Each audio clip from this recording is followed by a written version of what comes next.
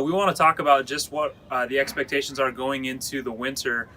We are getting pretty cold outside. The weather's starting to turn a little bit, but we still are detailing, and we want to just let that be known to all of our customers and anyone that's looking to have their car, truck, or boat or RV detailed.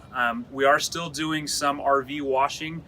It is kind of hit or miss depending on the weather. As long as it's above freezing, that's something that we can do for you.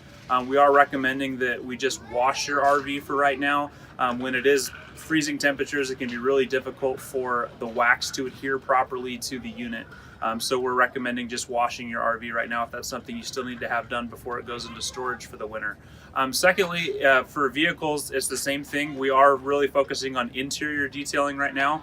If you do have exterior work that needs done, such as washing and polishing, we can wash your vehicle, but going into the winter, it can be difficult once again with the temperature.